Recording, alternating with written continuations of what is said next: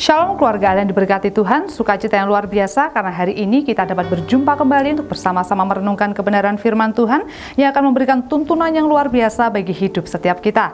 Renungan hari ini edisi 1 November 2023 dengan judul Doa sebagai Disiplin Rohani. Ayat renungan diambil dari 1 Tesalonika 5 ayat 17 yang mengatakan, tetaplah berdoa. Sebuah penelitian menunjukkan bahwa manusia bisa bertahan hidup selama 3-4 menit tanpa bernafas. Lewat dari 4 menit, maka manusia akan mulai mengalami kematian sebab tanpa oksigen yang didapat dari bernafas, otak akan mulai berhenti bekerja. Ternyata suatu proses yang seringkali kita anggap wajar dan umum seperti bernafas, jika hal itu tidak dilakukan, maka akan mendatangkan akibat yang sangat fatal. Bukan tanpa alasan hamba-hamba Tuhan berkata, doa adalah nafas hidup orang percaya. Pengalaman orang percaya segala zaman telah menunjukkan kebenaran ini. Tanpa kehidupan doa yang dibangun dengan kuat, maka kerohanian orang percaya akan mengalami kematian. Bisa nampak masih pergi ke gereja, masih pelayanan dan masih melakukan aktivitas rohani.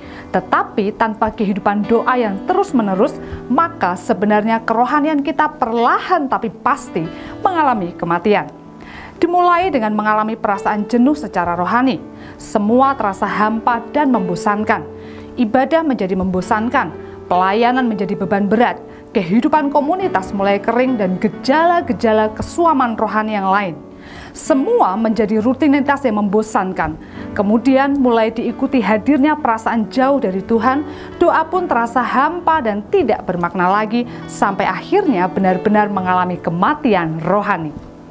Para ahli setuju, obat dari semua perasaan malas dan enggan adalah disiplin. Saat kita merasa malas atau enggan melakukan sesuatu seperti belajar, olahraga, bekerja keras, dan lainnya, obat terbaik bagi hal itu adalah membangkitkan disiplin dalam diri kita. Mungkin 1 atau 2 kali kita bisa memberi diri kita istirahat, namun bukan kemalasan. Kemalasan hanya bisa dilawan dengan disiplin yang dibangkitkan. Dalam hal berdoa, prinsip yang sama dapat kita terapkan. Saat kemalasan berdoa, yang sama pentingnya dengan bernafas melanda kita, berilah manusia daging kita suatu disiplin rohani.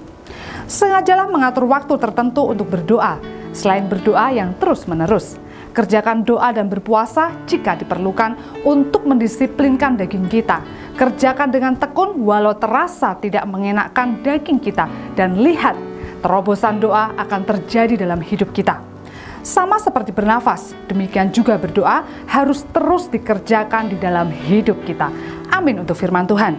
Apabila keluarga Allah diberkati dengan renungan hari ini, mari saudaraku silahkan subscribe channel YouTube di bawah ini, berikan like, komen, dan bagikan renungan ini ke lebih banyak orang.